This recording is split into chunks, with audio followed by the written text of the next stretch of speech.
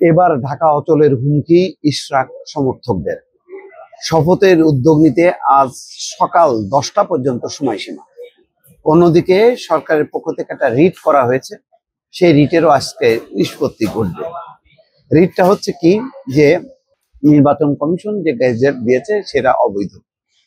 তার মানে সেই গেজেট যদি অবৈধ হয়, আদালতের রায় যদি সঠিক না হয়, প্রমাণ হবে যে শেখ হাসিনার সময়ের যে নির্বাচন ছিল সেটা বৈধ, এবং ওই বৈধ নির্বাচনে ফজলে নূর তাপস তিনি বৈধ মেয়র।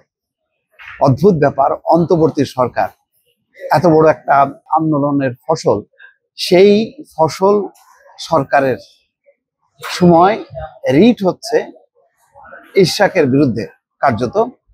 তার মানে এটা যদি রিটটার ফলাফল কি হবে জানি না, যদি হয় তাহলে তো বোঝা যাচ্ছে যে আগের নির্বাচন বৈধ।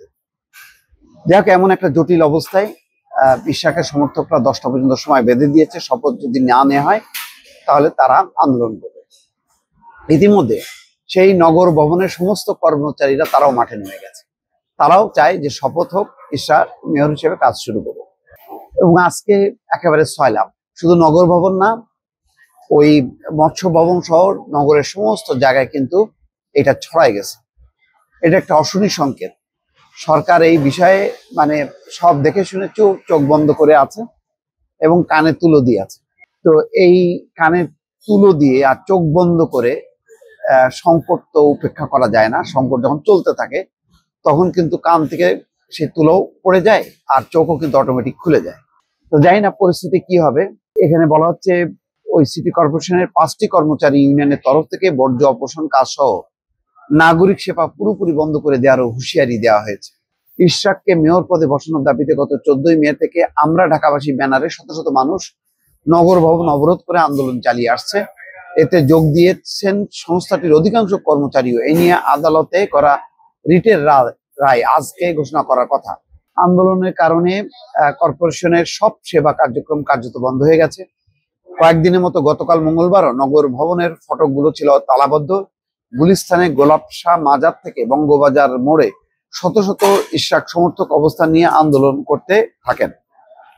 এই সময় আশেপাশে তীব্র যানজট দেখা দেয়, রাজধানীর কার্যত অচল হয়ে পড়ে।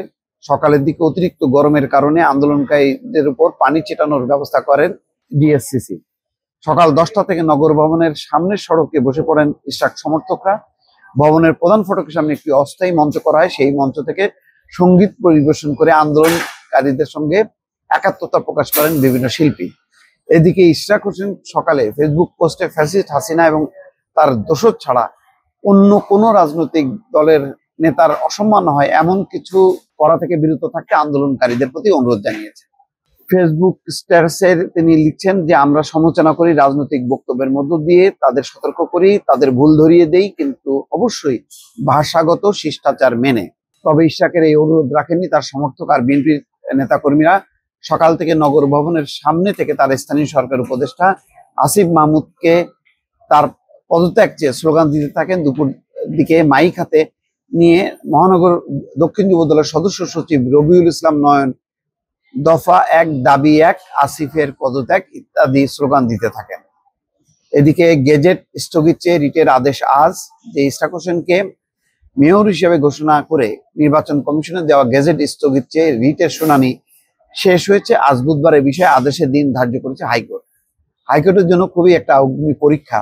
তারা কি করবে, যদি মানে কি বলে এইটার গেজেটের পক্ষে দেয় তখন এনসিপি সহ সরকারের একটা অংশ ক্ষুব্ধ হবে, আর যদি বিপক্ষে দেয় অর্থাৎ মেয়র হিসাবে যদি ইশরাকের পক্ষে আসে রায়, তাহলে আবার আরেকটা পরিস্থিতি। যাই হোক, একটা বিতর্কিত অবস্থার মধ্যে বিএনপির অন্যান্য নেতাও কিন্তু জোরালোভাবে বলছে, যেমন রুহুল কবির রিজভী বলছেন গায়ের জোরে ইশরাককে মেয়র হতে দিচ্ছে না সরকার। তো এইসব পরিস্থিতি মিলে খুবই একটা জটিল এবং ঘোলাটে অবস্থা তৈরি হয়েছে। দর্শক ভালো থাকবেন, আল্লাহ হাফেজ।